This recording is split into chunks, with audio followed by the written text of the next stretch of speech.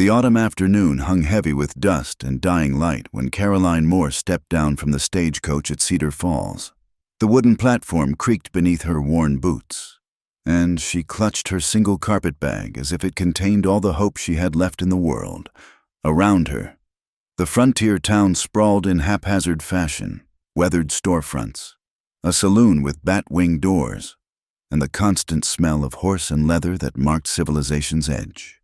She had expected someone to meet her, but the platform stood empty save for a mangy dog scratching behind its ear. Caroline smoothed her travel-worn dress, navy blue wool that had seen better days, and tried not to let disappointment show on her face. After all, what right did she have to expect courtesy? She was nothing more than a mail-order bride, a woman desperate enough to answer an advertisement from a stranger. Mrs. Moore? The deep voice made her turn. A man stood in the shadows cast by the depot building, tall, broad-shouldered, with the kind of stillness that made her think of mountain stone. His hat shadowed his features, but she could see the hard line of his jaw, the careful way he held himself apart. "Miss Moore," she corrected softly, then caught herself. "Though I suppose, that is, if you're Mr. Thatcher—" "I am." He stepped forward into the fading light, and Caroline got her first real look at the man who would be her husband. Eli Thatcher was perhaps 35, with sun-weathered skin and eyes the color of winter sky, pale blue and distant. His clothes were clean but plain: canvas pants, a white shirt rolled to the elbows, revealing forearms corded with muscle. Everything about him spoke of hard work and solitude. He didn't smile. Instead, he reached for her bag with a gesture so economical it barely disturbed the air. "Wagons this way." Caroline followed him through the dusty street, aware of curious eyes peering from windows and doorways. A woman sweeping her storefront stopped to stare, and two men outside the saloon paused their conversation to watch her pass. She kept her gaze forward, her spine straight despite the exhaustion that pulled at her bones. The wagon waited at the edge of town, a sturdy thing built for utility rather than comfort. Eli helped her up with impersonal hands, his touch brief and businesslike. As they pulled away from Cedar Falls, Caroline took what might be her last look at civilization for a long while. The town receded into the distance, swallowed by the vast emptiness of the frontier. They rode in silence through a landscape that seemed torn from some primordial dream.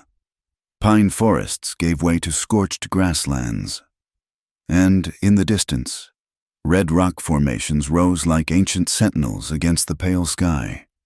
The road, if it could be called that, was little more than wagon ruts carved into the earth. Dust rose in clouds behind them, hanging in the still air like ghosts. Caroline had known the West would be different from Philadelphia, but nothing had prepared her for this raw immensity. The sky pressed down, endless and oppressive. The land rolled on forever, broken only by scattered stands of pine and the occasional dry creek bed. It was beautiful in its desolation, terrible in its indifference. "How far?" she asked, her voice cracking from disuse. "Another hour, maybe 2. Eli didn't look at her when he spoke. His attention remained fixed on the horizon, hands steady on the reins. "Storm coming. We'll beat it if we're lucky." She glanced at the sky, which seemed clear enough to her eastern eyes, but she supposed he knew this land and its moods better than she ever would. The thought sent a shiver through her despite the day's lingering warmth. As they traveled, Caroline studied her future husband from the corner of her eye. His profile was strong, almost harsh, a nose that had been broken at least once, cheekbones sharp enough to cut shadow. His hands on the reins were scarred and capable. This was not a man given to gentleness, she thought, then wondered if gentleness was something she could afford to want anymore. The sun sank lower, painting the world in shades of amber and blood, just when Caroline thought they might drive off the edge of the earth itself. A structure appeared in the distance. As they drew closer, her heart sank. The house, her new home, stood alone on a slight rise, surrounded by nothing but grass and sky. It was built of rough-hewn logs, modest in size, with a stone chimney and a porch that sagged slightly on one side. No neighbors for miles, No other buildings except what looked like a barn and a small shed. "This is it," Eli said unnecessarily, pulling the wagon to a stop. Caroline stared at the lonely homestead, feeling the last of her city-bred assumptions crumble. She had known it would be isolated, had thought she wanted the solitude after everything that had happened. But faced with the reality of it, this small shelter against the vastness, she felt suddenly terribly small. Eli came around to help her down. This time, she noticed the calluses on his palms, the careful strength in his grip. "I know it's not much," he said, the first hint of uncertainty creeping into his voice. "But it's solid. Built it myself. Keeps the weather out." "It's fine," Caroline said quickly, not wanting him to mistake her silence for disappointment. "It's more than fine." He studied her for a moment, those pale eyes seeing more than she'd like. Then he nodded and began unloading her meager belongings. Inside, the house was sparse but clean. The main room served as both kitchen and living space, with a stone fireplace dominating one wall.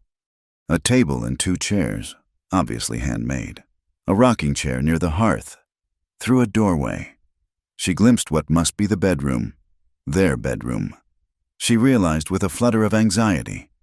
"I'll sleep in the barn tonight," Eli said, following her gaze. That is, we'll be married proper in town come Sunday." Seemed right to wait. Relief flooded through her, followed quickly by shame. Was her fear so obvious? "Thank you," she managed. He shrugged. "There's stew on the stove, bread in the box. Well's out back if you need water." He moved toward the door, then paused. "2 things you should know. This place is safe. I've made sure of that. No Indian trouble for years now. And the nearest neighbor is 10 miles off. You can sleep sound. And the second thing," his expression hardened, just slightly, "I don't abide lies. Whatever brought you here, whatever you're running from, I don't need to know. But from here forward, you speak truth to me, and I'll do the same. That's all I ask." Caroline's breath caught in her throat. For a moment, she thought he knew. About Andrew, about the blood, about the nightmares that chased her across half a continent. But his expression remained neutral, waiting. "I understand," she whispered. He nodded once, then left her alone in the dying light. Caroline moved to the window, watching his tall figure disappear into the barn. The promised storm was indeed building, dark clouds massing on the horizon like an approaching army. The wind picked up, rattling the glass panes and sending dust devils spinning across the yard. She turned back to survey her new home, trying to see it through practical eyes. The stove would need tending. The floors were clean but could use a woman's touch. Plain curtains might soften the windows. Small improvements, small claims on this space that would mark it as hers as well as his. In her carpet bag, beneath the few dresses and underthings, her fingers found the familiar shape of her mother's Bible. She pulled it out, holding it to her chest like armor. Inside the front cover, pressed between pages, was the advertisement that had brought her here. "Respectable rancher, age 35, seeks willing woman for marriage. Must be of good character, able to work hard. No questions about the past. Offer protection and honest life. Reply to E. Thatcher, Cedar Falls, Wyoming Territory. No questions about the past." That promise had drawn her like a beacon in the darkness. She prepared for bed slowly, heating water for washing, unpacking her few possessions. The nightgown she pulled on was thin, too thin for the dropping temperature. But it was all she had. Tomorrow she would need to learn the stove, learn the house, learn the 1,000 skills required for frontier life. Tomorrow she would begin becoming the wife Eli Thatcher needed. But tonight, alone in this strange place with the storm wind howling like all the demons of her past, Caroline Moore sat on the edge of the narrow bed and let herself remember, just for a moment, what it felt like to be someone else. Someone who hadn't done what she'd done. Someone who didn't wake gasping from nightmares of blood-soaked hands and Andrew's terrible smile. The wind screamed through the gaps in the logs, and somewhere in the darkness, a coyote howled, long and mournful, the sound of the wilderness claiming its own. Caroline pulled the rough blanket up to her chin and closed her eyes, willing sleep to come without dreams. But in that space between waking and sleeping, she could swear she heard footsteps on the porch, could swear she felt eyes watching through the thin walls. She told herself it was only Eli checking on her, or perhaps just the settling of the old wood. She told herself she was safe now, that the past couldn't follow her to this desolate edge of the world. She told herself these things over and over, like a prayer or a spell, until exhaustion finally claimed her. And if her sleep was restless, if she called out names that weren't Eli's, well, there was no one but the wind to hear. The first weeks passed in a careful dance of distance. Caroline rose with the sun, determined to prove herself worthy of this chance at a new life. She attacked the housework with the fervor of someone trying to outrun their own thoughts. The floors gleamed under her ministrations. The windows sparkled, and she learned to coax the temperamental stove into producing edible meals. Eli maintained his residence in the barn, appearing only for meals and necessary conversation. He was unfailingly polite, but remote, treating her with the same detached courtesy he might show a hired hand. They ate in silence more often than not, the only sounds the scrape of forks on tin plates and the ever-present wind rattling the shutters. Caroline studied him during these quiet meals, trying to understand the man she would soon call husband. He ate methodically, efficiently, wasting nothing. His hands, she noticed, bore the scars of countless small injuries, barbed wire cuts, rope burns, the marks of a life built through physical labor. When he caught her looking, she would quickly drop her gaze to her own plate, heat rising in her cheeks. The wedding came and went with little fanfare. They stood before the circuit preacher in Cedar Falls' small church, Caroline in her best dress, a dark green wool that had survived the journey west, and Eli in what must have been his only suit. The handful of townspeople who attended watched with curious eyes, no doubt wondering what would drive a woman to marry a stranger sight unseen. "Do you, Eli Thatcher, take this woman?" The preacher's words washed over Caroline like water. She found herself thinking of another wedding, another church, another man's hand holding hers, but where Andrew's grip had been possessive, painful even then. Eli's touch was careful, almost hesitant. When it came time for the kiss, Eli merely brushed his lips against her cheek, a gesture so brief and proper that it left her oddly bereft. Then it was done. She was Mrs. Eli Thatcher, for better or worse. They returned to the ranch as husband and wife, but little changed in their daily routine. Eli moved his few possessions into the house, but slept on a makeshift pallet near the fireplace, granting her the bedroom's privacy. Caroline wanted to protest this arrangement. Surely the hard floor was no place for a man who worked as hard as he did. But something in his manner discouraged discussion. Days blended into one another, marked only by the endless cycle of chores. Caroline learned to milk the temperamental cow, to gather eggs from hens that seemed determined to peck her fingers bloody, to haul water from the well until her arms ached. Her soft city hands grew calloused, her back strong. But it was the outdoor work that proved her greatest challenge. She had never imagined the sheer physicality required to maintain even a modest ranch. When Eli set her to clearing brush from the south pasture, she attacked the task with determination, only to collapse after an hour, her skin burned angry red by the unforgiving sun. She woke in the cool dimness of the house, disoriented and aching. Eli sat in the chair beside the bed, a bowl of water and cloth in his hands. He'd been cooling her fevered skin. She realized with a start. "You need to pace yourself," he said, not meeting her eyes. "This land don't forgive foolishness." "I'm sorry," she whispered, shame burning hotter than the sunburn. "I wanted to help." "You are helping." His voice was gruff. "But dead women make poor wives."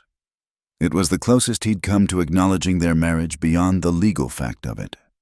Caroline watched as he wrung out the cloth, noticed the gentle way he applied it to her forehead. His movements were careful, practiced. It made her wonder if he'd done this before, for another woman in this very bed. As if sensing her thoughts, he stood abruptly. "There's willow bark tea on the table. It'll help with the pain."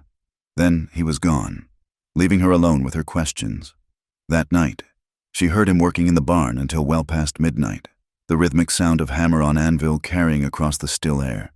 Was he avoiding her, she wondered, or simply unable to rest? She'd noticed he rarely seemed to sleep, often standing on the porch in the pre-dawn darkness, staring out at nothing she could see. As she recovered, Caroline became more careful about the sun, wearing one of Eli's old hats and covering her arms even in the heat. She learned to read the sky for signs of the sudden storms that could roll across the plains with terrifying speed. She discovered that the chickens were less aggressive if she moved slowly and hummed while gathering eggs.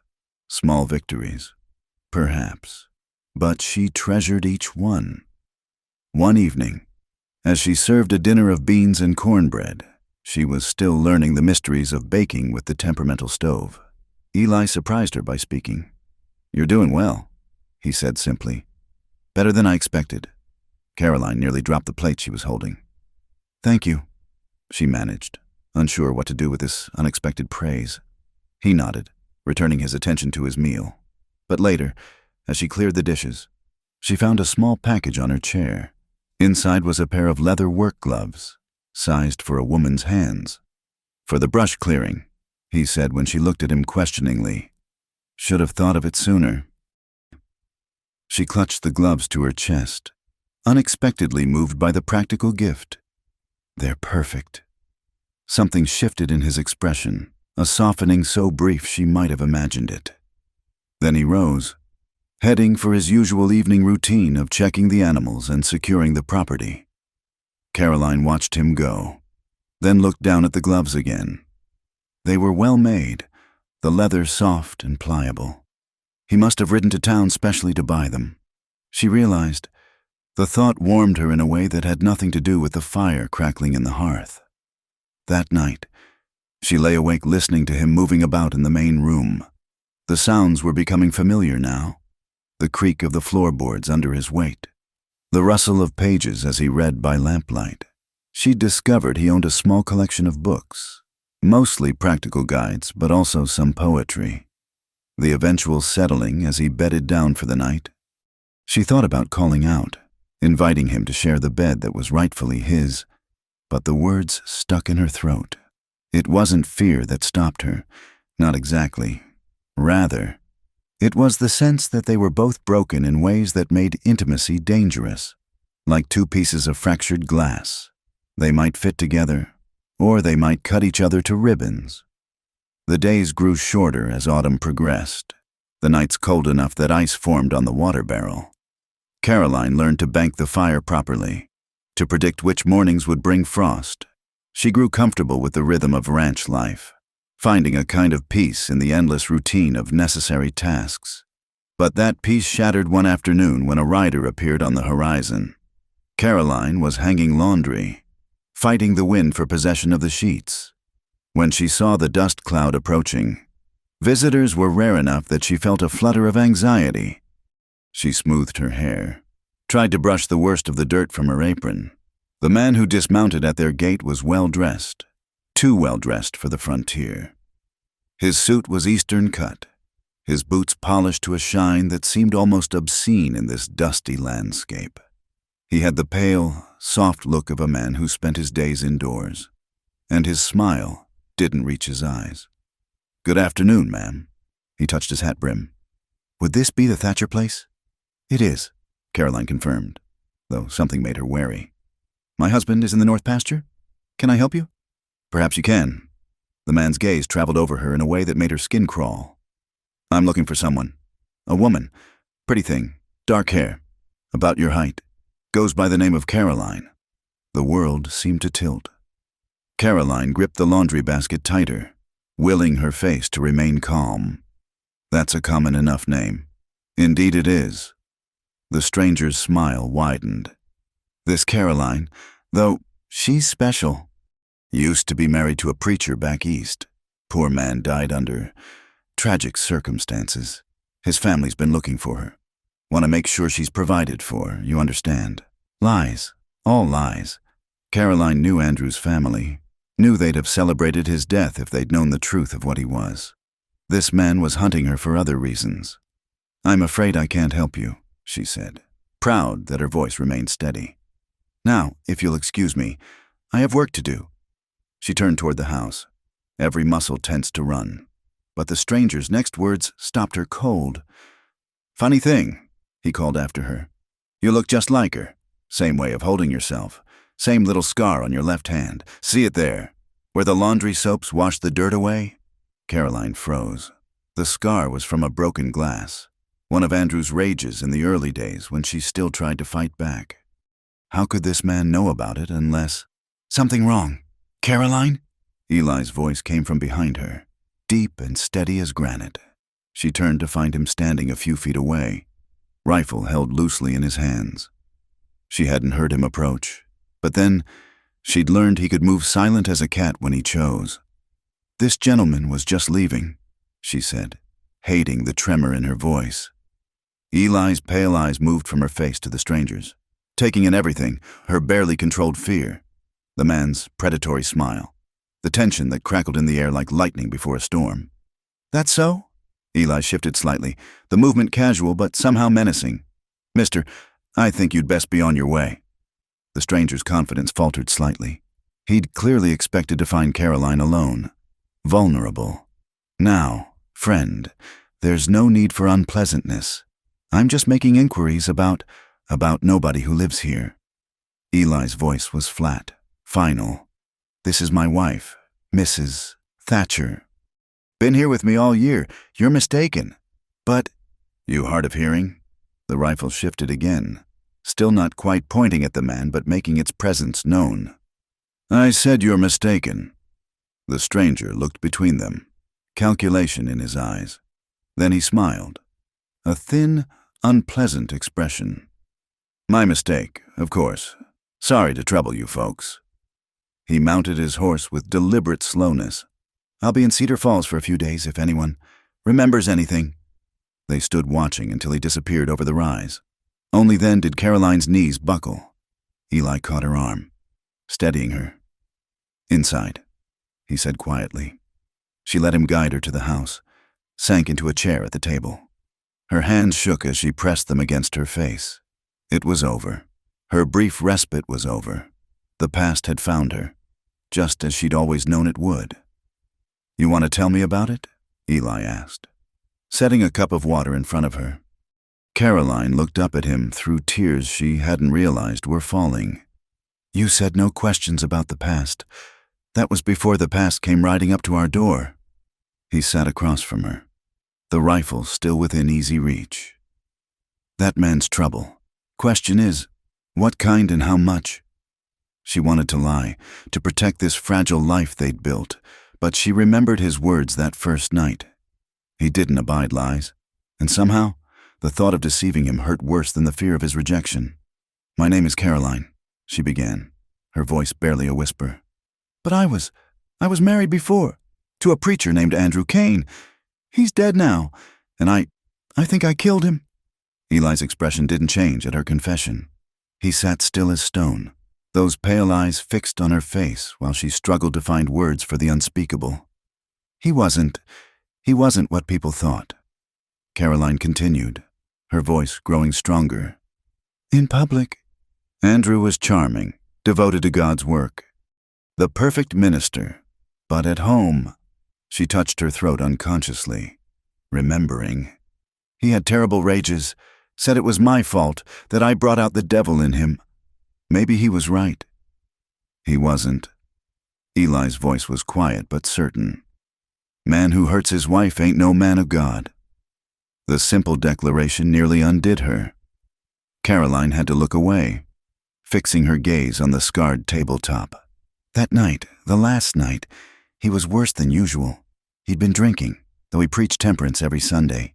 He came at me with— She swallowed hard. "I pushed him, just trying to get away, but he fell, hit his head on the fireplace stones. There was so much blood. And you ran." She nodded. "I took what money I could find and ran, traveled west until I saw your advertisement. A new start. You promised no questions about the past." A bitter laugh escaped her. "I should have known you can't outrun what you've done." Eli was quiet for so long that Caroline finally looked up. His face was unreadable, but something in his eyes had shifted. When he spoke, his words surprised her. "Show me how to shoot." "What?" "The rifle." He nodded toward the weapon. "If trouble's coming, you need to know how to defend yourself. We'll start tomorrow." "But don't you want me to leave?" "That man will come back, and others with him. I've brought danger to your door." "Our door," Eli corrected. "You're my wife. That means something out here." Caroline stared at him, unable to comprehend this steadfast loyalty from a man who barely knew her. "Why?" He was quiet again, then stood and moved to the window, gazing out at the darkening sky. 3 years ago, I had a wife, Margaret, little girl too, Emma. Fever took them both while I was driving cattle to market. Came home to empty graves and neighbors who couldn't meet my eyes. The pain in his voice was carefully controlled, but unmistakable. Caroline remained silent, sensing this was a story rarely told. I blamed myself. Still do, some days. If I'd been here, maybe, but the dead don't care about maybe. He turned back to her. You did what you had to do to survive. That's no sin in my book. And I won't let anyone drag you back to a grave that ain't yours to fill. Tears ran freely down Caroline's cheeks now. She wanted to go to him, to offer comfort for old wounds. But the distance between them seemed vast as the prairie outside. "Tomorrow," he said, his voice rough. "We start with the rifle, for now. Get some rest. I'll keep watch." True to his word, Eli spent the night on the porch, rifle across his knees. Caroline lay wakeful in the too large bed, listening to his occasional footsteps, the creak of the rocking chair. She thought about his wife and child, about the graves he'd come home to. No wonder he kept his distance. He'd already lost everything once. Morning came gray and cold, with the smell of snow in the air. After breakfast, Eli led her to a flat area behind the barn where he'd set up targets, old cans balanced on fence posts. "First rule," he said, handing her the rifle. "Don't point it at anything you ain't willing to destroy." The weapon was heavier than Caroline expected, the metal cold against her palms. Eli moved behind her, adjusting her stance, his hands gentle but impersonal as he positioned her arms. "Stock against your shoulder, firm but not rigid. That's it." His breath was warm against her ear. "Now sight down the barrel. See that little notch? Line it up with your target." Caroline tried to focus, but she was acutely aware of his proximity, the solid warmth of him at her back. It was the closest they'd been since their wedding day. "Breathe in," he instructed. "Let half out, then squeeze the trigger. Don't jerk it. Squeeze like you're pressing water from a sponge." The rifle kicked hard when she fired, the sound splitting the morning quiet. Her shot went wide, missing the cans entirely. Again, Eli said simply. They spent hours at it, until Caroline's shoulder ached and her ears rang. But by the end, she could hit the targets more often than not. Eli nodded approval. A gesture she was learning meant more than flowery words from other men. As they walked back to the house, the first snowflakes began to fall. Caroline caught them on her palm, marveling at their delicate perfection. "Storm coming," Eli observed. "Could be a bad one. We'd best prepare." They spent the rest of the day in busy preparation, bringing in extra firewood, securing the shutters, moving the chickens to better shelter, working side by side. They fell into an easy rhythm. When their hands accidentally touched reaching for the same piece of wood, neither pulled away immediately. That night, as the storm howled outside, they sat by the fire. Eli was mending a harness while Caroline worked on patching one of his shirts. The domestic scene felt both natural and strange, like trying on clothes that almost fit. "Tell me about her," Caroline said softly. "Margaret." Eli's hand stilled on the leather. For a moment, she thought he wouldn't answer.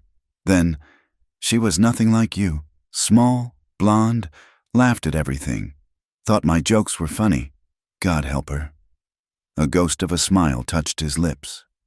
"Emma had her laugh. Used to fill this whole house with it. You must miss them terribly." "Every day." He resumed his work, the needle moving in steady strokes. But missing don't bring them back. Living does them more honor than dying. Caroline thought about that as she sewed, about the weight of surviving when others hadn't. The wind rattled the windows, driving snow against the glass like desperate fingers tapping for entry. "That man yesterday," Eli said suddenly. "He'll be back. I know. Could be he's working for your late husband's family. Could be he's after some bounty." He looked up at her.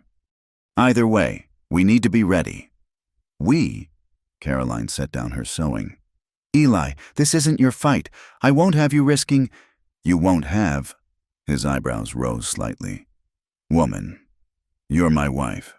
Your fights are mine now. That's what marriage means." "But our marriage isn't— We haven't—" She gestured helplessly, heat flooding her cheeks. "Haven't bedded you, you mean?" His bluntness made her blush deeper. "That don't make you less my wife in the eyes of the law, or in mine." The weight of his words settled over her like a blanket.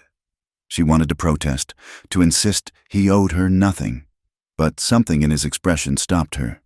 This was a man who'd already lost one family. Perhaps standing by her was his way of making amends to ghosts she couldn't see. The storm raged for 2 days, trapping them inside together.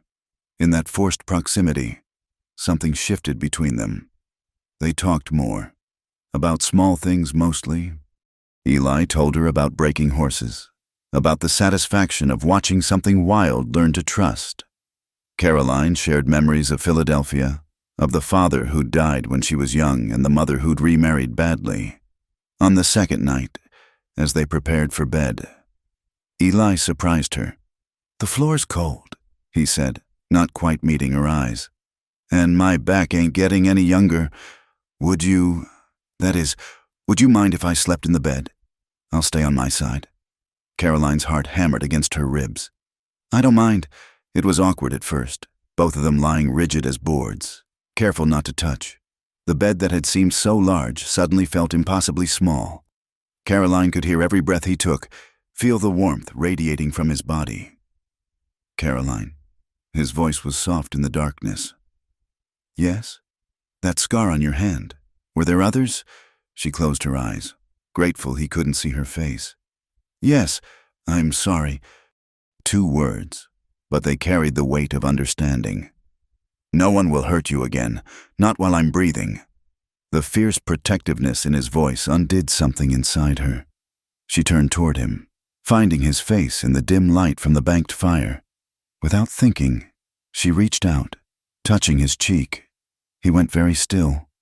Then, slowly, as if afraid of startling her, he covered her hand with his own. "Is this all right?" he asked. "Yes," she whispered. He drew her closer, carefully, giving her every chance to pull away. But Caroline didn't want to pull away. She wanted the solid comfort of his arms, the steady beat of his heart against her ear. She wanted to feel safe, just for a little while. They lay entwined but chaste, offering and taking comfort in equal measure. Outside, the storm gradually exhausted itself, leaving behind a world transformed by white. When morning came, they dressed in careful silence, both aware that something fundamental had changed. Eli's hand lingered on her shoulder as he passed. Caroline let her fingers brush his as she handed him his coffee. They were clearing breakfast dishes when they heard horses approaching. Multiple horses. Eli moved to the window, peering out carefully. His expression hardened. 3 men, including your friend from the other day. Caroline's stomach clenched.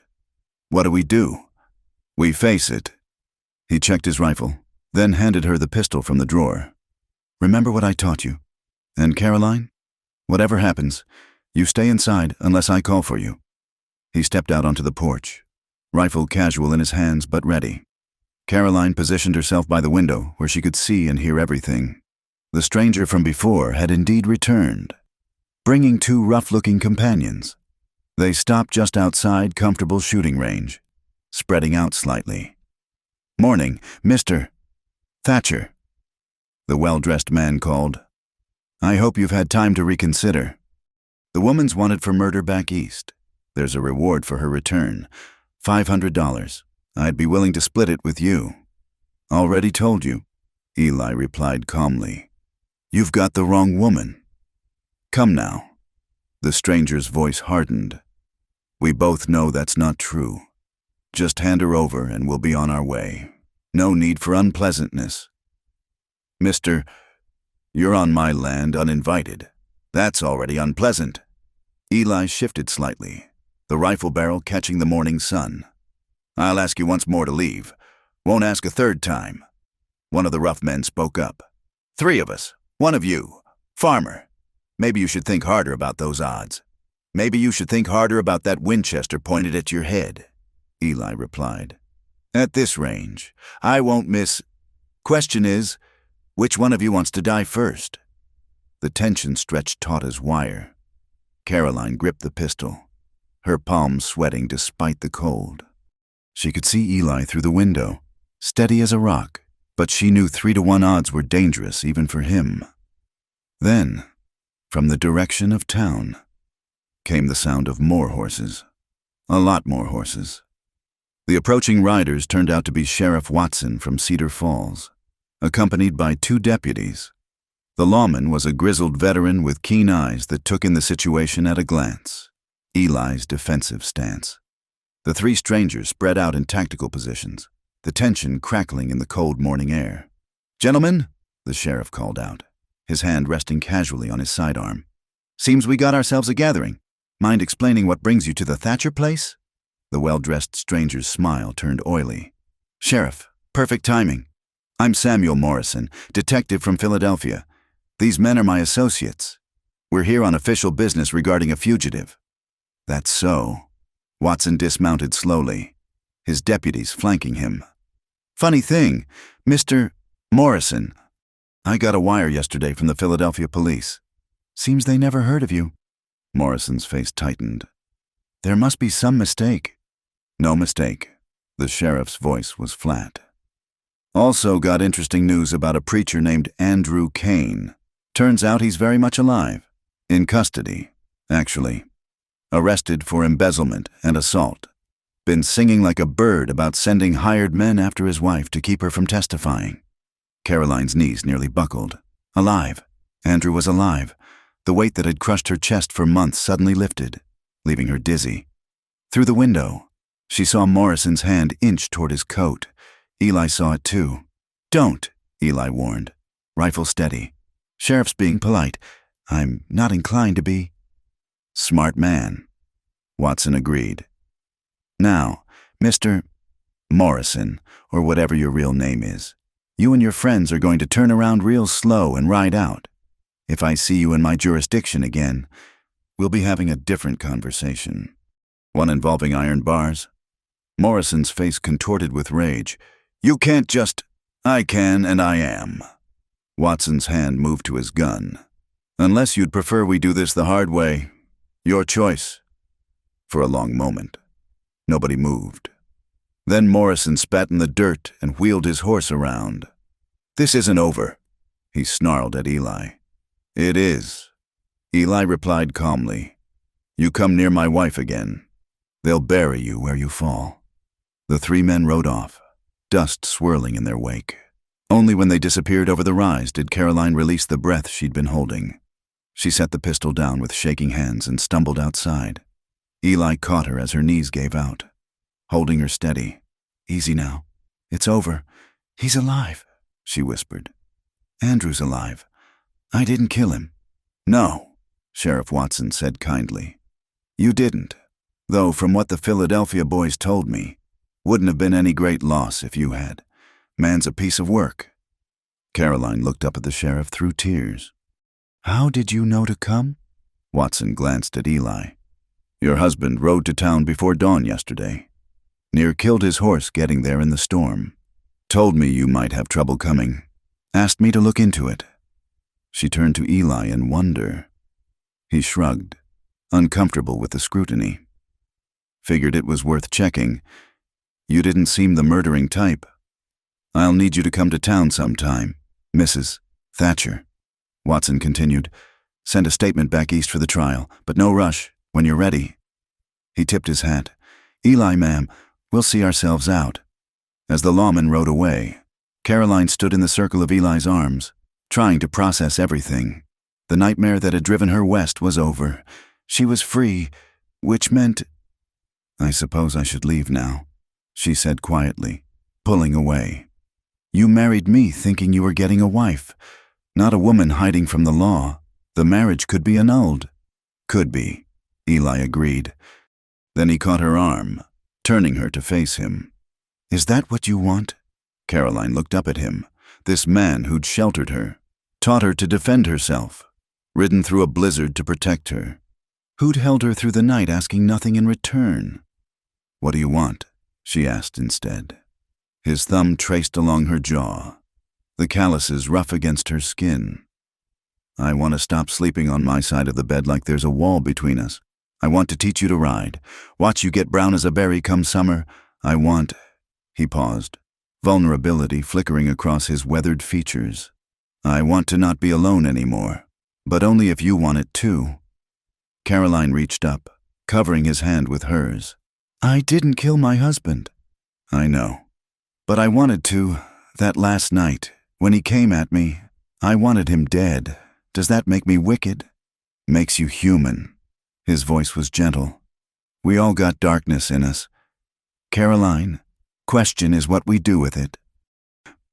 She thought about the months of running, the weight of guilt she'd carried.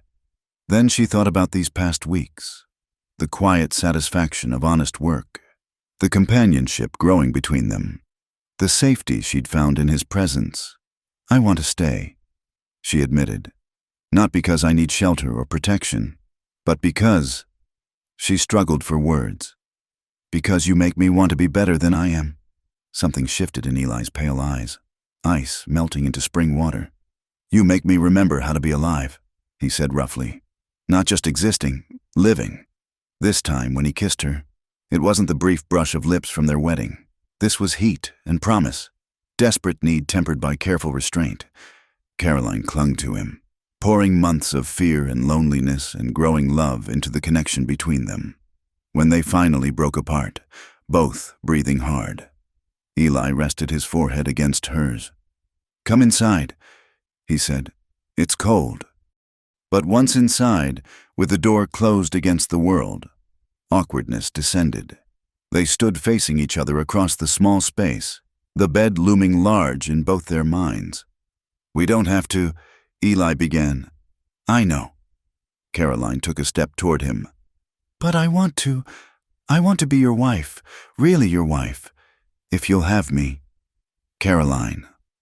Her name was a prayer on his lips. "I'm not. I might not be gentle enough.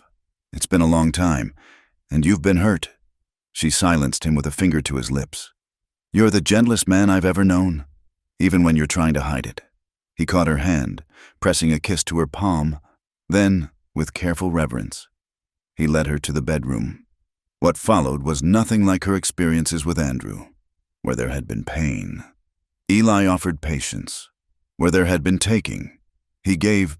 He mapped her body like he was learning new territory, attentive to every sound, every tremor. When old fears surfaced, he gentled her through them, murmuring reassurances against her skin.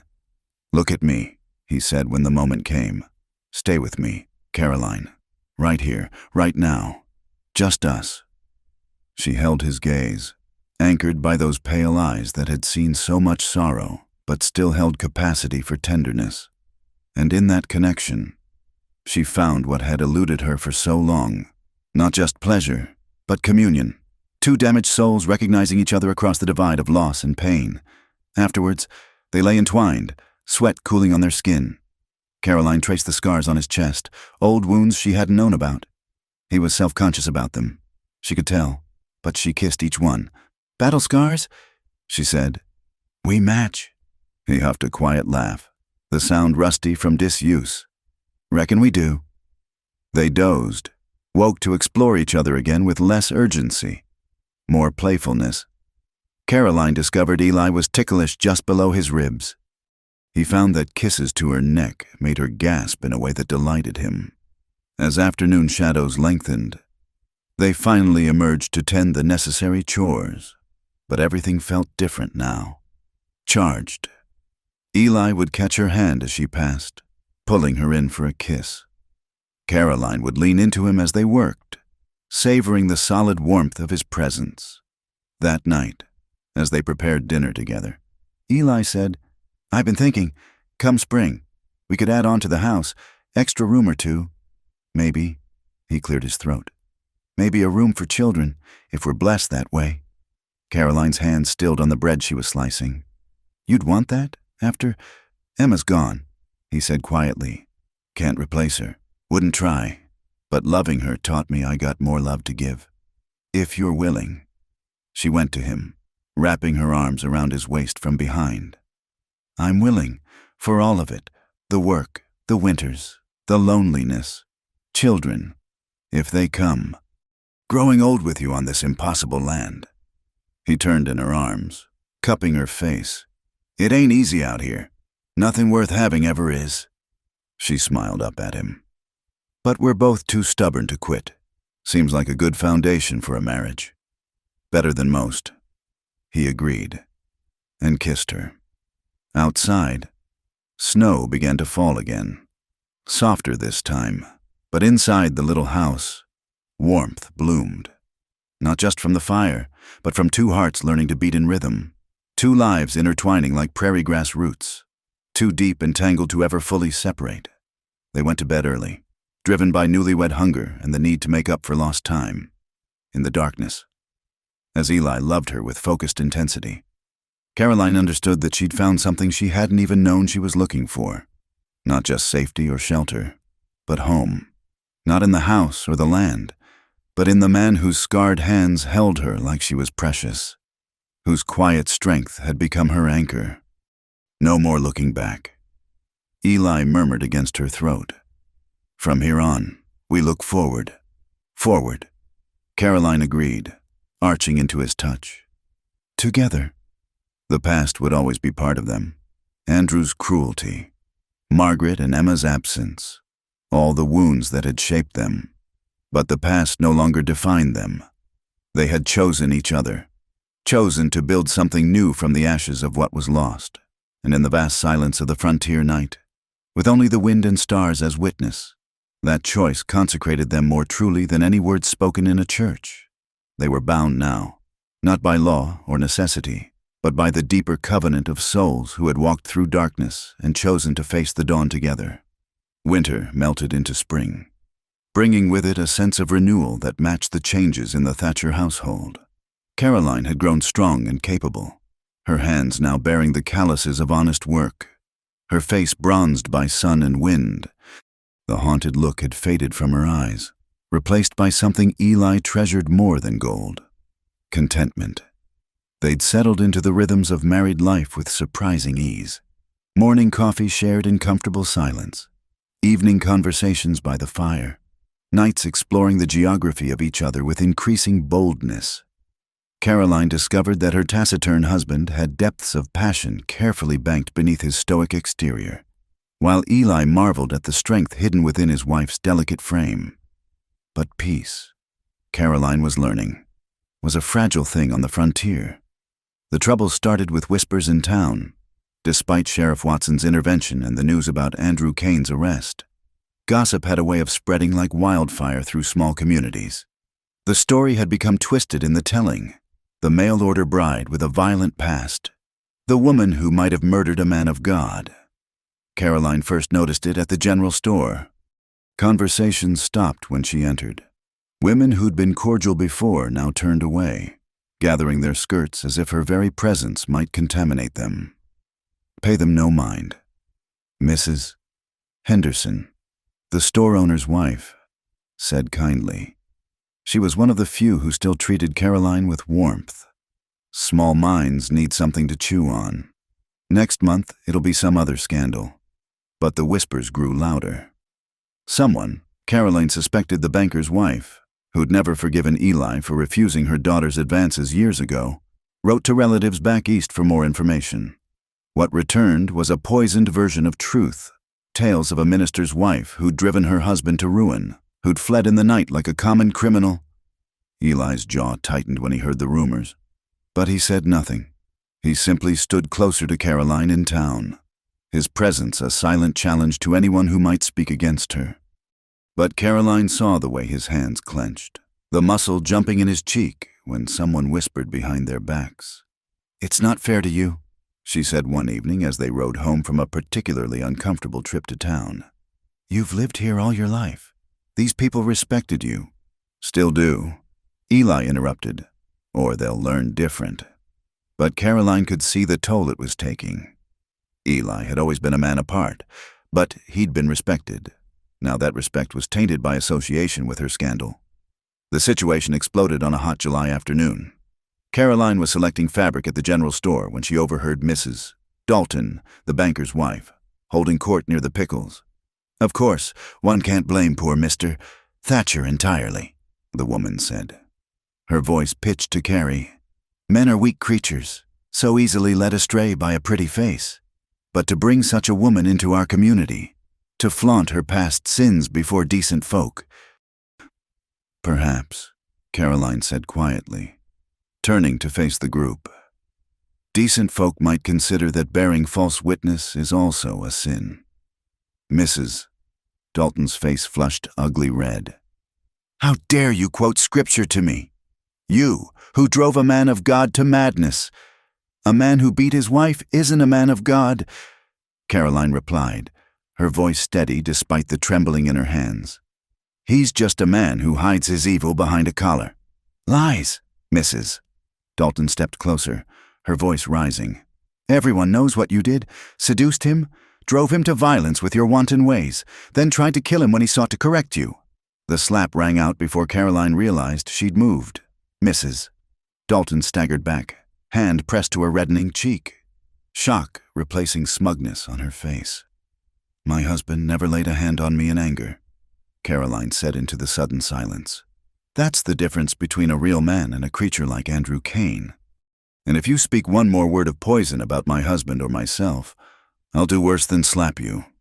She turned and walked out, head high, aware of the stunned faces watching her go. But once outside, her courage deserted her. She made it to the wagon before her knees buckled. That's where Eli found her an hour later, curled on the wagon seat, shaking with delayed reaction. "Heard you caused quite a stir," he said mildly. Climbing up beside her, "I slapped Mrs. Dalton." The words came out in a rush. "In front of everyone. She was saying terrible things, and I'm sorry. I've made everything worse." "Did she deserve it?" Caroline looked up at him, startled. "What?" "The slap. Did she deserve it?" Yes, but that doesn't make it right. Violence doesn't solve." "Sometimes it does." Eli's voice was calm. "Sometimes people only understand strength. You showed them you won't be cowed. That's not a bad thing. But your reputation will survive, or it won't." He cupped her face gently. "Either way, I'm proud of you for standing tall. Though next time, maybe use a closed fist, more effective." Despite everything, Caroline found herself laughing. "You're terrible." "So I'm told." He kissed her forehead. "Come on, let's go home." But the damage was done. Over the following weeks, the community divided. Some, like Mrs. Henderson and, surprisingly, Sheriff Watson's wife, stood by Caroline. Others, led by Mrs. Dalton and her circle, maintained their poisonous whispers. It came to a head when Reverend Mills, the circuit preacher, arrived for his monthly service. Caroline had been dreading this, knowing the minister would have heard the stories. What she hadn't expected was for him to make her the subject of his sermon. "We have among us a wolf in sheep's clothing," he intoned from the pulpit, his eyes finding Caroline in her usual pew beside Eli. "A woman who brings scandal and violence to our peaceful community. The Bible warns us about such creatures." Eli stood so abruptly his pew scraped against the floor. "Reverend, I believe you're confused about who's the wolf and who's the sheep." "Mr. Thatcher, please." "No." Eli's voice carried the kind of authority that came from absolute conviction. "You stand in God's house speaking lies about my wife. Caroline survived years of torment from a man who used scripture as a weapon. She's shown more Christian charity than half this congregation combined. If you can't see that, maybe you need to reread that Bible you're so fond of quoting." "How dare you?" I dare because it's truth. Eli looked around the church, meeting the eyes of their neighbors. You all want to know what kind of woman I married? I'll tell you. She's the kind who gets up before dawn to tend sick chickens, who gave her last bit of food to the Henderson's boy when he showed up hungry, who prays every night for the souls of people who speak ill of her. His gaze hardened. Including some in this room. He held out his hand to Caroline. We're leaving. Anyone who wants to speak against my wife can do it to my face. But not in God's house. This place should be about forgiveness, not judgment. Caroline took his hand, letting him lead her from the church. Behind them, voices erupted, some in outrage, others in support. But she didn't look back. They drove home in silence. But it was a different kind of quiet than the oppressive atmosphere in town. This felt like the calm after a storm, cleansing and necessary. Thank you, she said finally. Nothing to thank me for. Spoke the truth is all. But that night, she showed him her gratitude in other ways, loving him with a fierce tenderness that left them both breathless. Later, as they lay cooling in the darkness, Eli surprised her. Been thinking, he said. Maybe it's time to look for land elsewhere. Start fresh where people don't know our business. Caroline rose on her elbow to look at him. Leave the ranch? But you built this place. Your memories are just that, memories. He traced her face in the darkness. Margaret's gone. Emma's gone. Can't live my life in a grave, no matter how comfortable. You taught me that. But this is your home. No. He pulled her back down against him. You're my home. Everything else is just land and timber. Caroline was quiet, overwhelmed by the magnitude of what he was offering. To leave everything he'd built, the land where his first family was buried. All for her. Is that what you want? She asked. Truly. What I want is you happy. If that means staying and fighting these small-minded fools, we stay. If it means starting over somewhere new, we go. Your choice. She thought about it through the long night, weighing options. By dawn, she'd decided. We stay, she said over breakfast. I won't be run off by gossip and narrow minds. This is our land, our home. We built something here together. I won't let them take that from us. Eli smiled, a real smile that transformed his weathered face. That's my Caroline, tough as rawhide. Besides, she added with a small smile of her own, someone needs to keep shocking Mrs. Dalton. It's probably good for her circulation. The laughter that burst from Eli was rich and full, the kind she'd been working months to earn. He pulled her onto his lap, kissing her soundly. God, I love you, woman. It was the first time he'd said the words aloud, though she'd felt them in every gesture, every protective act. Caroline's eyes filled with tears. I love you too, she whispered, more than I knew was possible. They were interrupted by the sound of horses approaching. Eli set her gently aside. Reaching for his rifle, old habits died hard. But when he looked out the window, his posture relaxed. It's Mrs. Henderson, and looks like half the town behind her. Caroline joined him at the window.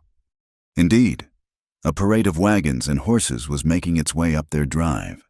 She recognized faces, the sheriff's wife, the schoolteacher, even some who'd been cold to her recently. They met the group on the porch. Mrs. Henderson, formidable in her Sunday best despite it being Thursday, stepped forward. Caroline Thatcher, she began formally. We've come to apologize. What happened in church was shameful. Reverend Mills has been told his services are no longer required. I don't understand, Caroline said faintly. The sheriff's wife, Sarah Watson, spoke up. After you left, Mrs. Henderson gave the Reverend and certain parties. Her eyes flicked meaningfully toward town. A piece of her mind reminded us all what Christian charity really means. Made us ashamed of ourselves. Some of us more than others. Another woman added quietly. Mrs. Henderson nodded.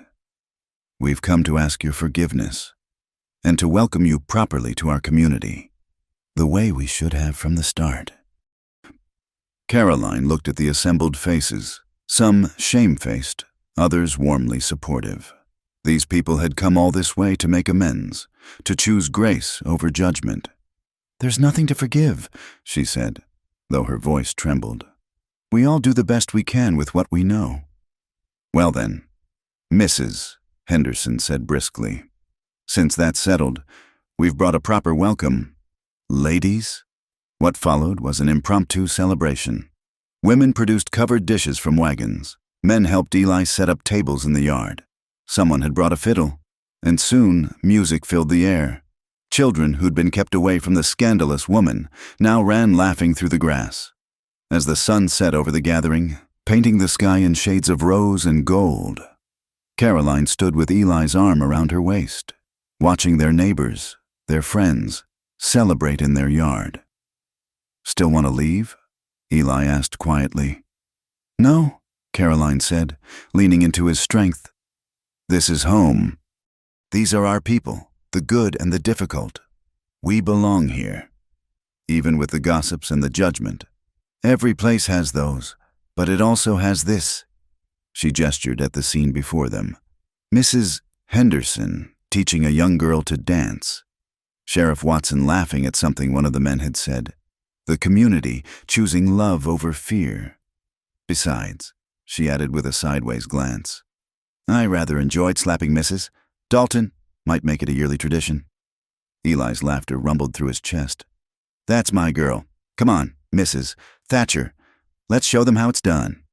He led her into the dancing, and Caroline went willingly, her heart full. The past would always be part of her story, but it no longer defined her future. She was Caroline Thatcher now, rancher's wife, crack shot, woman who stood up to gossips and won.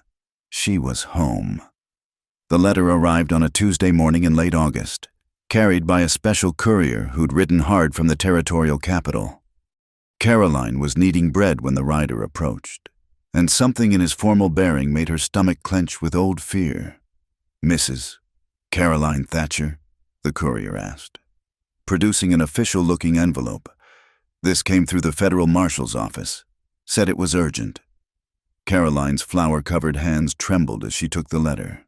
She recognized the seal, the district attorney's office from Philadelphia. Eli, who'd been repairing harness nearby, came to stand beside her. "What is it?" he asked quietly, with unsteady fingers. She broke the seal and read. The words swam before her eyes, and she had to read them twice before they made sense. "Andrew's trial," she whispered. "They want me to testify, in person, in Philadelphia." Eli took the letter, scanning it quickly. His face darkened. "Says here if you don't appear, they might have to release him. Not enough evidence without your testimony." Caroline sank onto the porch steps, her mind racing. Return to Philadelphia, face Andrew in court, relive everything she'd tried so hard to leave behind. The thought made her physically ill. "I can't," she said. "I can't go back there." Eli sat beside her, not touching but close enough that she could feel his warmth. "You can," he said simply. "Question is whether you will. You don't understand." The words came out sharp with fear. "That place, those people, they all believed him. Thought I was the problem, the difficult wife who couldn't submit properly. If I go back, you go back different than you left." Eli's voice was steady. "You go back strong, and you don't go alone." She looked at him then, hope warring with doubt. "You'd come with me? Try to stop me." His pale eyes held hers. "Caroline, you've got two choices here. Go back and face him down. Make sure he pays for what he done. Or stay here and wonder if he'll get free, if he'll hurt some other woman the way he hurt you." The truth of it sat heavy on her chest. She thought of Andrew's charming smile, the way he could twist words and situations to make himself the victim. How many others had there been before her? How many would there be after if she let fear keep her silent? "The ranch," she said weakly. "We can't both leave. Tom Henderson owes me a favor. His boys can watch the place for a few weeks." Eli stood. Decision made. "We'll take the train from Cheyenne. Be there and back before the first snow." Caroline remained on the steps after he went inside, staring at the letter. Philadelphia. The narrow streets and judgment, the church where Andrew had preached his poison, the house where she'd learned the taste of her own blood. Everything she'd run from waited there. But Eli was right. She was different now. She could shoot straight, work from dawn to dusk, face down gossips and storms alike. She was Caroline Thatcher, not the frightened mouse who'd fled in the night. "All right," she called to Eli. "We'll go." The preparations took a week. Caroline found herself alternating between determined resolve and paralyzing fear. At night, the dreams returned. Andrew's face twisted in rage, his hands reaching for her throat. She'd wake gasping, and Eli would pull her close, not speaking, just holding her until the shaking stopped. The morning they left, half the town turned out to see them off. News of the trial had spread, and public opinion had shifted firmly in Caroline's favor. Even Mrs. Dalton, still nursing her grudge, kept her opinions to herself. "You show them city folks what a real woman looks like," Mrs. Henderson said, pressing a basket of food for the journey into Caroline's hands. "And you bring that man to justice." Sheriff Watson pulled Eli aside for a quiet word, and Caroline saw him slip something into her husband's coat. Later, on the train, she discovered it was a letter of introduction to the Philadelphia police chief, vouching for their character. The journey east was a revelation. Caroline had made the trip west in fear and desperation, barely noticing the changing landscape. Now, secure in Eli's presence, she could appreciate the vastness of the country rolling past their window, plains giving way to hills, hills to forests, wilderness to civilization. Eli, who'd never been further east than Kansas, watched everything with quiet interest. In Chicago, where they had to change trains, he marveled at the buildings and crowds. Though Caroline could see the press of humanity made him uncomfortable. "How do they breathe?" he muttered, pulling at his collar as they navigated the packed station. All these people crammed together like cattle. Caroline found herself smiling despite her nerves. "You get used to it, or you learn to escape to places where you can see the sky." As they drew closer to Philadelphia, her anxiety increased. By the time they pulled into Broad Street Station, she was wound tight as wire. The familiar sights and smells, coal smoke, horse droppings, the press of humanity, brought back memories she'd tried to bury. They'd taken rooms at a modest hotel near the courthouse that first night. Caroline stood at the window looking out at the gaslit streets, feeling like a stranger in a place she'd once called home. "Second thoughts?" Eli asked from behind her. "No." She turned to face him. "Just strange, being back. I'm not the same person who left here." "Good thing, too." He pulled her against him. "I like the woman you became better." The next morning, they met with the prosecutor, a sharp-faced man named Harrison who viewed Caroline with professional assessment. "Mrs. Thatcher, I'll be frank. Kane has hired excellent lawyers. They'll try to paint you as an unfaithful wife who drove him to desperate measures. They'll attack your character, bring up your flight west, your quick remarriage. Are you prepared for that?" Caroline felt Eli tense beside her, but she placed a calming hand on his arm. "Mr. Harrison, I've been called worse by better people. If telling the truth means facing their lies, so be it." Harrison smiled thinly. "Good. That's the spirit we need. Now, let's go over your testimony." The trial was set for 3 days hence. In the interim, Caroline found herself revisiting places from her old life. The house she'd shared with Andrew, now standing empty. A for sale sign in the yard. The church where he'd preached, under new leadership. The congregation having dispersed after the scandal broke. It was at the market where she encountered a face from the past. Mrs. Whitman, the doctor's wife who'd sometimes shown her kindness, stopped dead upon seeing her. "Caroline, my dear, is it really you?" "Hello, Mrs. Whitman." Caroline was proud that her voice remained steady. "How are you?" The older woman's eyes filled with tears. "Oh, my dear girl, we heard—" "That is, when the truth about Andrew came out, we should have known." should have helped you." "You couldn't have known," Caroline said gently. "He was very careful about appearances." "Still, Mrs." Whitman glanced at Eli, standing protectively close. "This is your husband, the one from Wyoming." "Yes, Eli, this is Mrs. Whitman. She was kind to me before." Eli touched his hat brim politely. "And Mrs." Whitman colored slightly at his rugged presence. "Mr.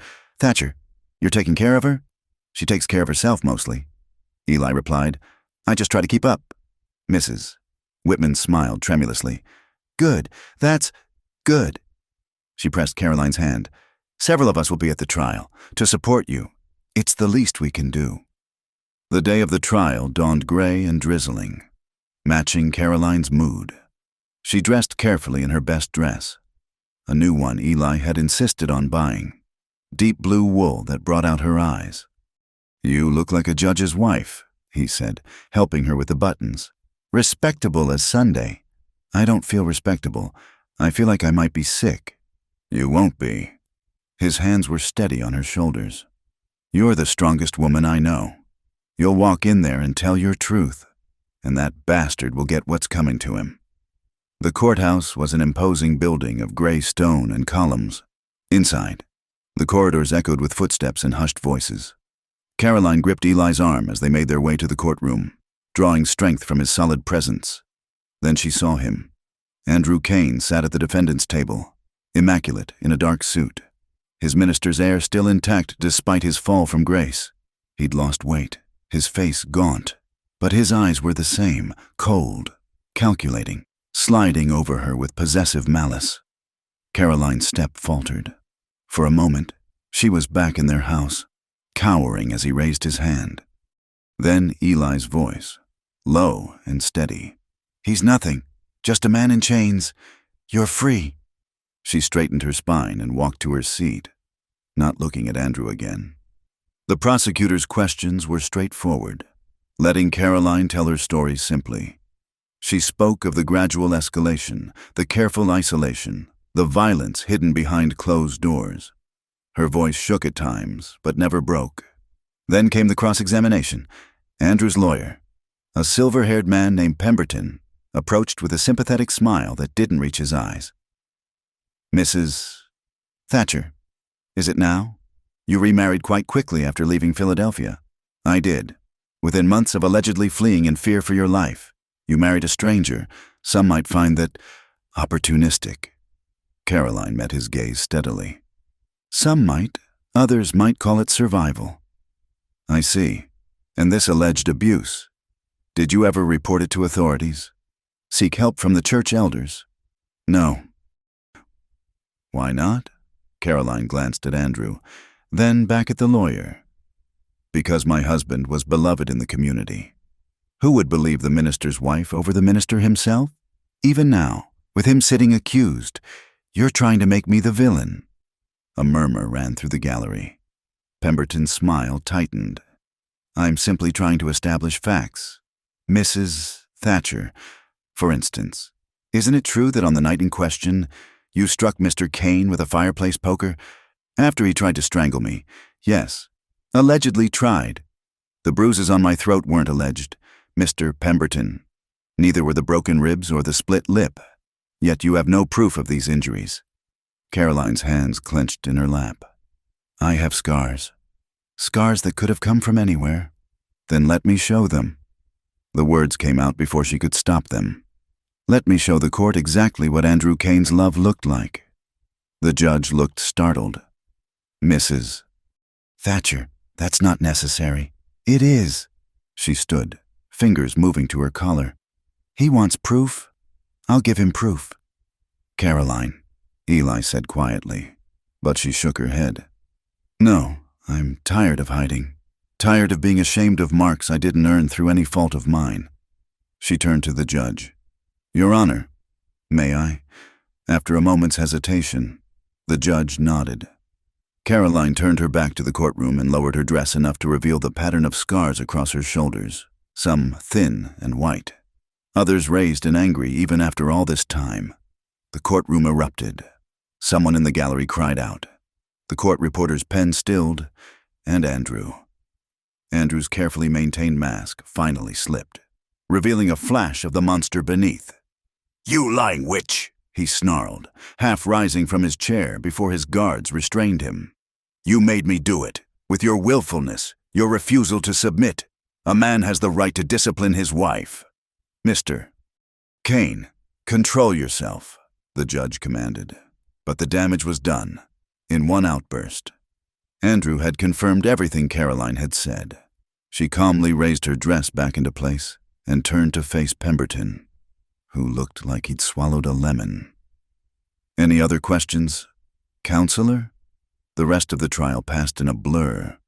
Other witnesses came forward, neighbors who'd heard things, a maid who'd seen Caroline's bruises, even a fellow minister who testified to Andrew's increasingly erratic behavior.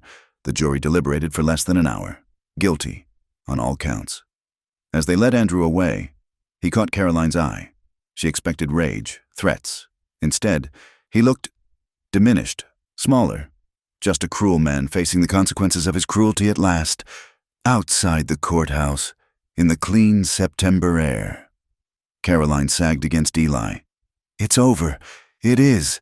He wrapped his arms around her, not caring about the people streaming past. "You did it. Stood up in front of everyone and spoke your truth. I'm so proud of you." "I want to go home," she said into his chest. "Back to Wyoming. Back to the ranch and the wide sky and the place where I'm just Caroline Thatcher, not a scandal or a victim. Tomorrow," he promised. "First train west." But that night, as they packed their belongings, a telegram arrived. Caroline's hands shook as she read it. "What is it?" Eli asked. "Andrew's dead." The words felt unreal. "Hanged himself in his cell rather than face prison." Eli took the telegram, reading it himself. "How do you feel about that?" Caroline considered. She waited for guilt, for grief, for any of the complicated emotions she'd carried for so long. Instead, she felt empty, clean, like a fever finally breaking. "Free," she said at last. "I feel free."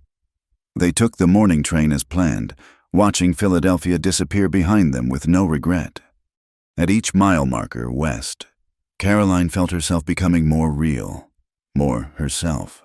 By the time they reached Wyoming, she was laughing at Eli's increasingly colorful descriptions of eastern city life. When they finally crested the rise that showed their ranch spread out below, both fell silent. Home, their place, built by their hands and hearts together. That night, as they lay in their bed listening to coyotes sing to the stars, Eli said, "No more ghosts, no more ghosts." Caroline agreed, turning in his arms. "Just us and whatever comes next." "Good enough for me," he said, and kissed her. And it was more than good enough. It was everything. The news of Andrew Kane's death followed them back to Cedar Falls like dust on the wind. By the time Eli and Caroline returned to their ranch, the whole town knew the outcome of the trial. Some offered condolences, though Caroline wasn't sure what they were consoling her for. The death of a man who'd tormented her seemed more cause for relief than grief. Life settled back into its familiar rhythms. But something had fundamentally changed. Caroline moved through her days with a lightness she'd never known before. No more looking over her shoulder. No more starting at unexpected sounds. No more nightmares of Andrew finding her. The past was truly past now, buried with him in unhallowed ground. As autumn deepened into winter, Caroline threw herself into improving their home. The trip east had shown her how much she'd come to love this simple life, and she wanted to make their ranch a true haven. She convinced Eli to help her add a proper kitchen garden, protected from the harsh weather by a clever system of cold frames he designed. "You're nesting, Mrs." Henderson observed one day, watching Caroline carefully tend her winter vegetables. "Seen it before in young wives." Usually means. She left the sentence unfinished, but her knowing look made Caroline blush. The truth was, she had been feeling different lately, tired in a bone-deep way that had nothing to do with work, sensitive to smells that had never bothered her before, but she hadn't dared hope. Not yet. That evening, as she served dinner, Caroline watched Eli from under her lashes. How would he react if her suspicions proved true? They'd talked about children in abstract terms, but the reality was something else entirely. "You're quiet tonight," Eli observed, catching her hand as she passed. "Something troubling you?" "No, maybe. I'm not sure." She set down the coffee pot and faced him. "Eli, how would you feel if things were going to change around here?" His brows drew together. "What kind of change? You wanting to add more cattle? I told you. We need to wait until spring." "Not cattle." She took a deep breath. "A baby. I think. That is, I might be." The words died as Eli went absolutely still. For a long moment, he just stared at her, and Caroline felt her heart sink. Then, moving carefully as if she were made of spun glass, he stood and cupped her face in his hands. "You think?" His voice was rough with emotion. "I'm not certain, but I've missed my monthly time twice now, and I've been so tired." Caroline. Just her name, but the way he said it, with wonder and joy and a touch of fear, told her everything. He pulled her against him, burying his face in her hair. "A baby. Our baby. You're pleased?" she had to ask, had to be sure. He pulled back to look at her, and she saw his eyes were wet. "Pleased? Woman, I don't have words. Scared too, if I'm honest. But pleased doesn't begin to cover it." They stood holding each other in their simple kitchen, lamplight casting a golden glow over everything. Outside, the first snow of the season began to fall, but inside, warmth bloomed between them. Hope for a future neither had dared fully imagine. Dr. Morrison from Cedar Falls confirmed Caroline's suspicions 2 weeks later. "Late spring, I'd say," he announced after his examination. "You're healthy as a horse, Mrs. Thatcher. Should be no problems, though you'll want to take things easier come the final months." Eli, who'd been pacing the parlor like a caged bear during the examination, nearly sagged with relief. "She's all right? They're both all right. Right as rain." The doctor smiled at Eli's obvious concern. "First child?" "Yes, no, that is—" Eli faltered, and Caroline reached for his hand. "It's complicated," she said simply, "but this child will be treasured beyond measure." The doctor, wise enough not to pry, simply nodded. "I'll check on you monthly. Send for me if anything seems amiss. Otherwise, trust your body. Mrs. Thatcher. Women have been doing this since Eden." As winter deepened, Eli became almost comically protective.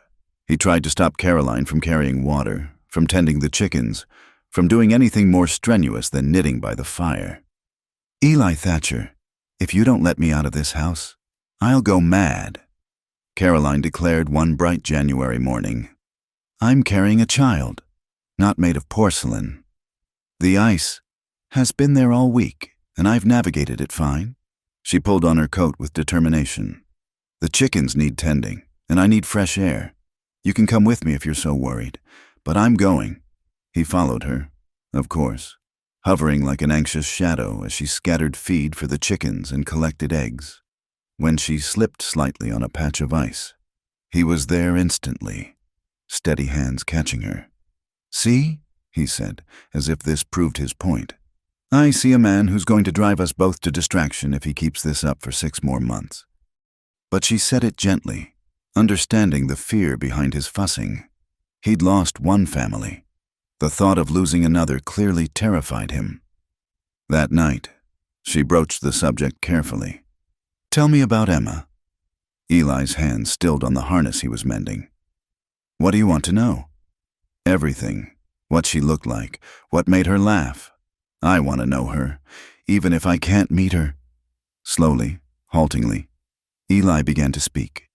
Emma had been small for her age, with Margaret's golden hair and his stubborn chin. She'd been afraid of thunderstorms, but fearless with animals, able to gentle the wildest barn cat. She'd loved stories, begging for them constantly. "She would have loved you," he said finally. "Would have pestered you endlessly for tales about the city, about your travels. She was curious about everything." "This baby won't replace her," Caroline said softly. I know that. No. Eli set aside the harness and drew her close. But maybe this little one will help fill some of the empty spaces. For both of us. As spring approached and Caroline's condition became obvious, the community rallied around them. Women who'd once whispered about her now brought baby clothes and advice. The past scandals seemed forgotten in the face of new life coming. Even Mrs. Dalton, perhaps mellowed by the passage of time, appeared one day with an exquisitely knitted baby blanket. "My mother made it," she said stiffly. "Been in the family for years. Thought you might. That is, every baby needs a good blanket." Caroline accepted the peace offering graciously. "It's beautiful, Mrs. Dalton. Thank you." The banker's wife colored slightly. "Yes, well, what's past is past. We must think of the future now." One soft April evening, as Caroline sat on the porch watching Eli work with a new colt, she felt the first flutter of movement inside her. She gasped, hand flying to her belly. Eli was beside her in an instant. "What is it? Is something wrong?" "No, no." She caught his hand, pressing it to her stomach.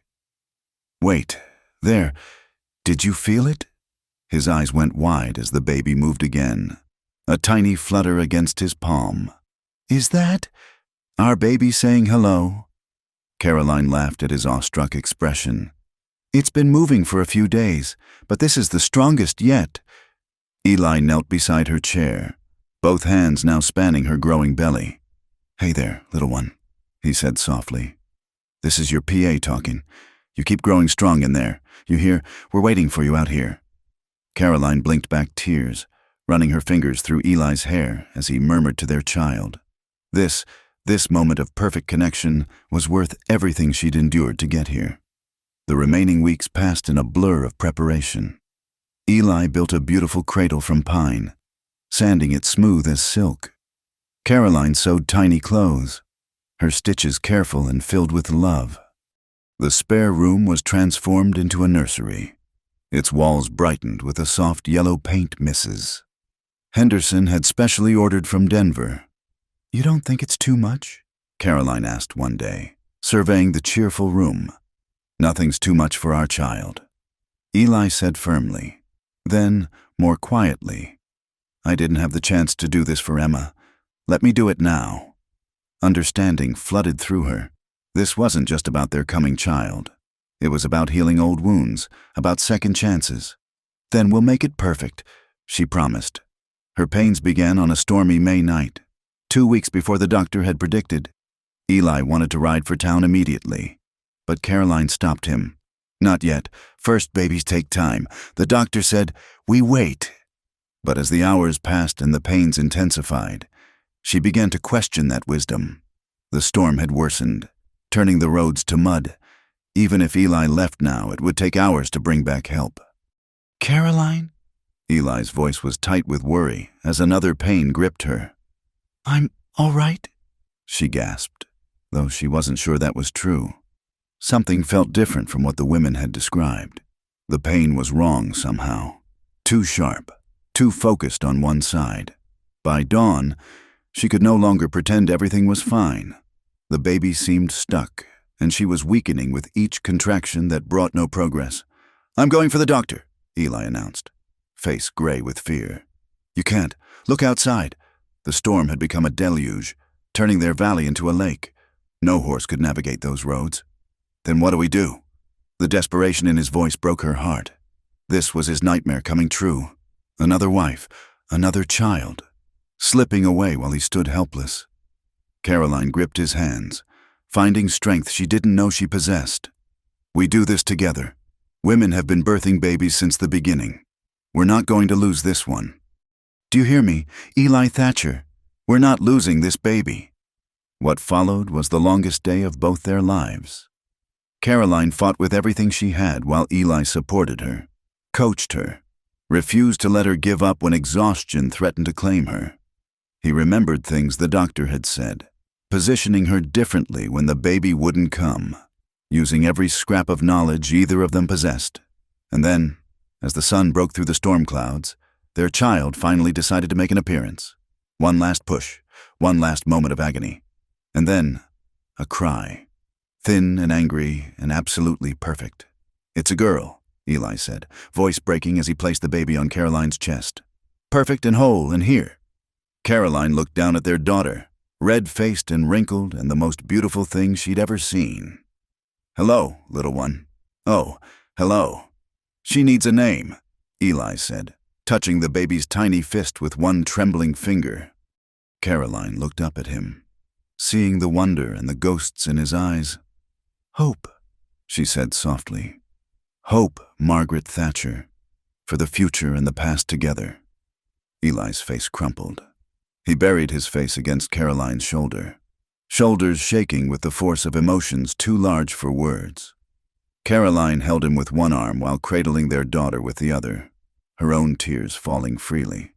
When the doctor finally arrived the next day, delayed by the washed-out roads, he found all three Thatchers sleeping peacefully in the big bed. Hope nursed contentedly while he examined mother and child, pronouncing both in remarkably good health considering the circumstances. "You did well," he told Eli. "Not many men could have managed what you did." "Wasn't me," Eli said, eyes on Caroline. "She's the strongest person I know. I just tried to keep up." As spring turned to summer, Hope thrived.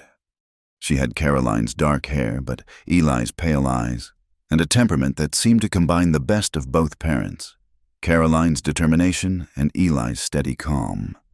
The ranch prospered too, as if Hope's arrival had blessed the land itself. The cattle multiplied. The garden produced abundantly, and even the chickens seemed more cooperative. Neighbors came to visit the new addition, and if some of them remembered the scandal of 2 years ago, no one mentioned it. Caroline Thatcher was simply one of them now, a rancher's wife, a mother, a woman who'd earned her place through grit and grace. One evening, as Caroline sat in the rocking chair Eli had made, nursing Hope while he read aloud from one of his poetry books, she found herself marveling at the journey that had brought them here. From terror to peace, from loneliness to love, from a mail-order bride to a cherished wife and mother. "What are you thinking?" Eli asked, setting aside the book. "How different life is from what I imagined," she said. "When I answered your advertisement, I just wanted to survive. I never dreamed I'd find this." "This?" He moved to sit at her feet, one hand resting on Hope's downy head. "Love, family, home." She smiled down at him. "You promised safety in that advertisement. You gave me so much more. You gave me back my life," he said simply. "Showed me how to live again instead of just existing?" Hope finished nursing and gazed up at them with those serious pale eyes, as if understanding every word. Caroline lifted her to her shoulder, patting her back gently. "No more looking back," she said, echoing words from months ago. "From here on, we look forward." "Forward," Eli agreed, rising to kiss first his daughter's head, then his wife's lips. Together, outside, the sun set over their land in a blaze of glory, painting the sky in shades of gold and rose. The ranch stood solid against the vastness of Wyoming. No longer a lonely outpost, but a home filled with laughter and love and the promise of tomorrow. And in that simple house, a family that shouldn't have been, formed from loss and fear and answered advertisements, settled in for another evening, complete and content in their unlikely, happily ever after. 3 years had passed since Hope's dramatic arrival, and the Thatcher Ranch had become something of a landmark in the region, not for its size or wealth, though both had grown steadily, but for the family that inhabited it. Caroline had become known for her skill with herbs and healing, often called upon when someone fell ill. Eli's reputation for fair dealing and solid work had expanded his influence throughout the county. And Hope, now a bright-eyed toddler with her mother's dark curls and her father's steady gaze, charmed everyone she met. It was late summer when Caroline realized their family would be growing again. This time, the knowledge came with joy rather than fear. She told Eli as they watched Hope chase butterflies in the meadow, her little legs pumping furiously as she giggled with delight. "Another one?" Eli's face split into a grin that transformed his weathered features. When? Winter. I think maybe early spring. Caroline leaned against his shoulder. Hope will have a brother or sister. How do you feel about that? Like the luckiest woman alive, she said simply. This pregnancy proved easier than the first. Perhaps because Caroline knew what to expect, or perhaps because the fear that had shadowed her earlier life had finally lifted completely. She moved through the days with quiet contentment, teaching Hope to gather eggs, working her garden, managing the household that had become her kingdom. The ranch itself reflected their prosperity. Eli had built an addition to the house, a proper parlor and a writing room for Caroline, who had begun keeping a journal that she hoped might one day help other women in difficult situations. The barn had been expanded, the fences reinforced, and they'd even acquired a milk cow that Hope had promptly named Bessie, despite Eli's protests that animals shouldn't have people names. One autumn afternoon, as Caroline was preserving the last of the summer vegetables, an unexpected visitor arrived. A woman on horseback, travel-worn and clearly exhausted, stopped at their gate. Something in her posture, the way she held herself as if expecting a blow, stirred Caroline's memory. "Can I help you?" Caroline called, stepping onto the porch. The woman looked up, and Caroline saw her own past reflected in those haunted eyes. I'm looking for Mrs. Thatcher. Mrs. Caroline Thatcher. I'm Caroline." She descended the steps slowly, Hope clutching her skirts. "What do you need?" The woman slumped with relief. "My name is Ruth Morrison. I heard, that is, someone told me you might understand. My husband, She touched her throat, and Caroline saw the shadow of bruises beneath the travel dust.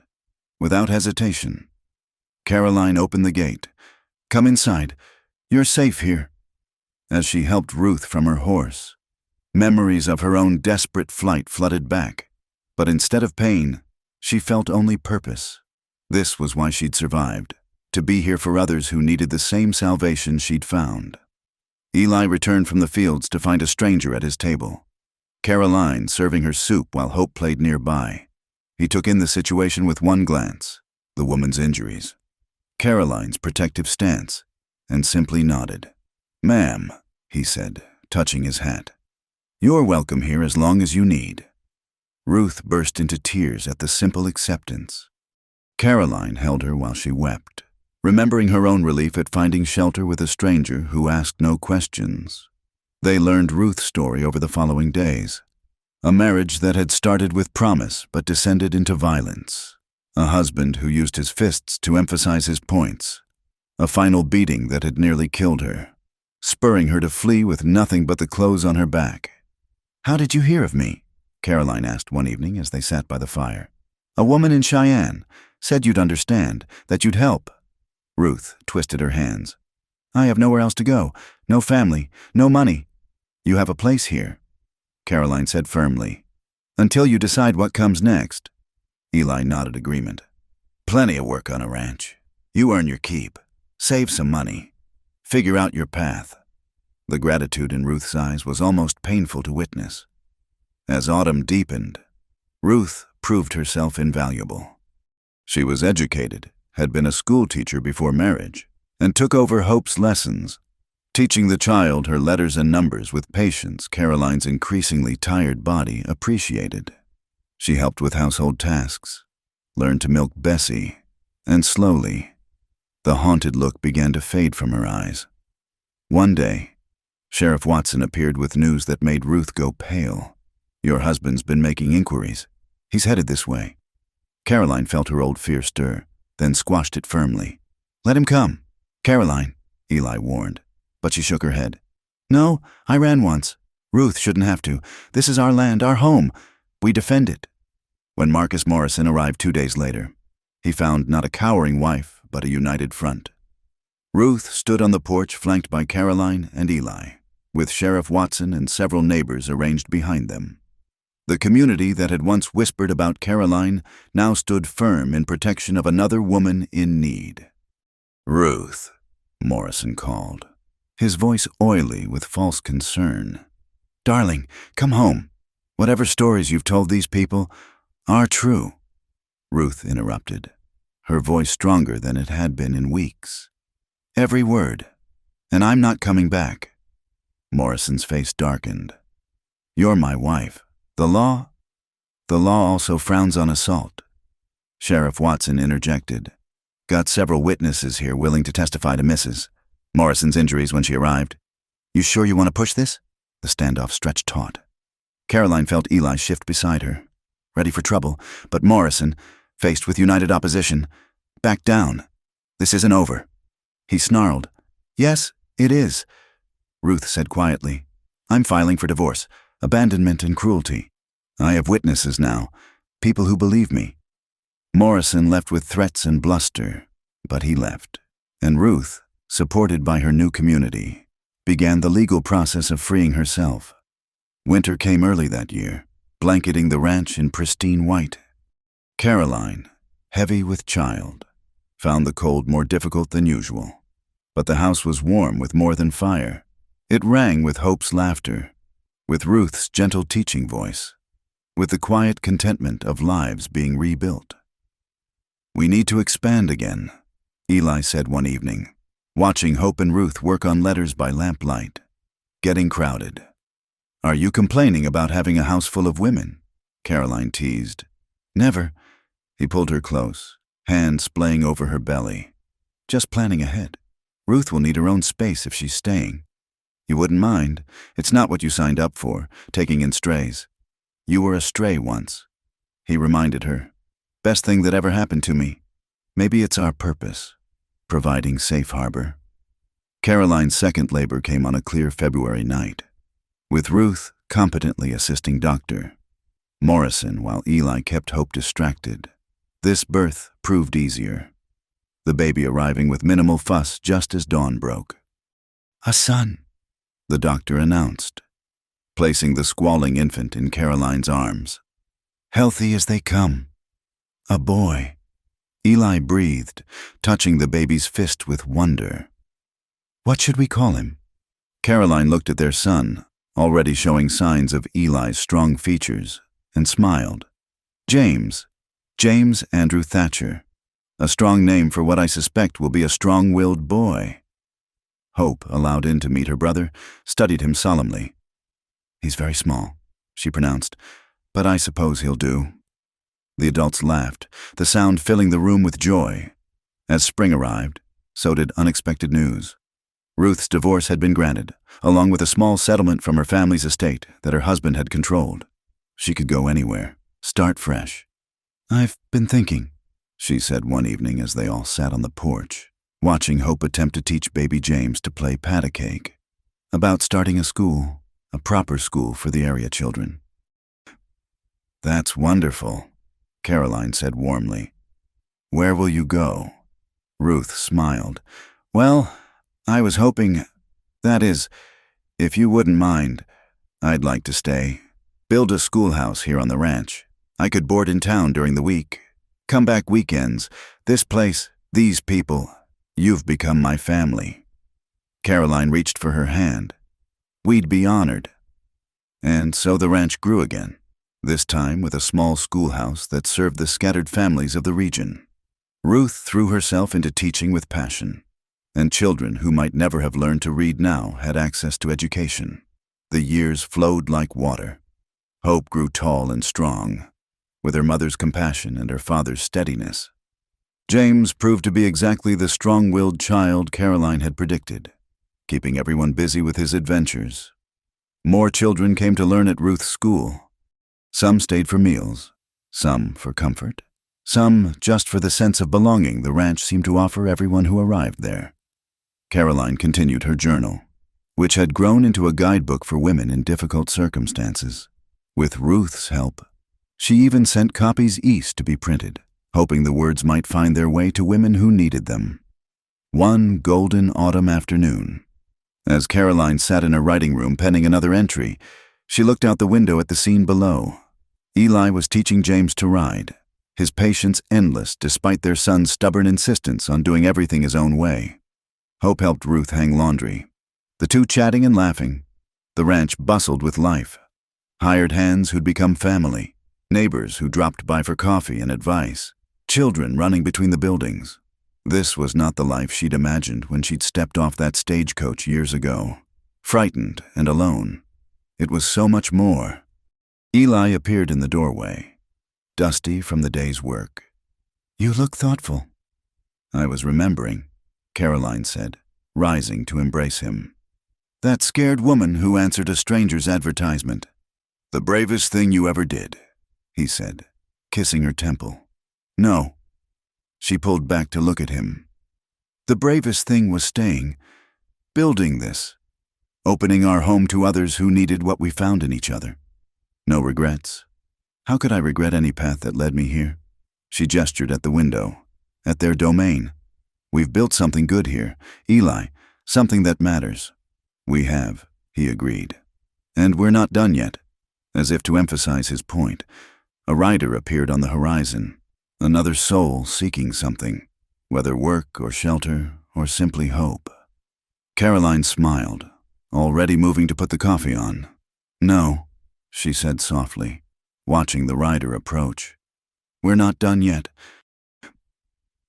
The sun set over the Thatcher Ranch, painting the sky in brilliant strokes of gold and crimson. In the house that had once sheltered loneliness, laughter rang out. In the yard where fear had once walked, children played without worry. And in the hearts of two people who had found each other across miles and circumstances, love continued to grow, deep and strong as prairie grass. They'd started with a simple advertisement, a lonely rancher and a desperate woman. They'd built a family, a community, a legacy of second chances, and in the vast wilderness of Wyoming, where the wind still sang of possibilities and the horizon stretched endlessly forward, their story continued. Not an ending, but a beginning, always a beginning. For where love takes root, hope blooms eternal, and every sunrise brings the promise of another chance to choose courage over fear, love over loneliness, and life, abundant, messy, glorious life over mere existence. The Thatcher Ranch stood testament to that truth, a beacon in the wilderness that whispered to every wounded soul, "Here is shelter, here is hope, here is home." Thank you all for listening to this Wild West love story. I hope Caroline and Eli's journey touched your heart as much as it touched mine. Where are you listening to this story from? Please share in the comments below. I'd love to connect with listeners from around the world. Don't forget to subscribe to the From Wild West channel for more tales of courage, redemption, and love set against the backdrop of the American frontier. What did you think of Caroline's transformation from a frightened runaway to a pillar of her community? Share your thoughts. Your comments mean the world to us and help us create more stories you'll love.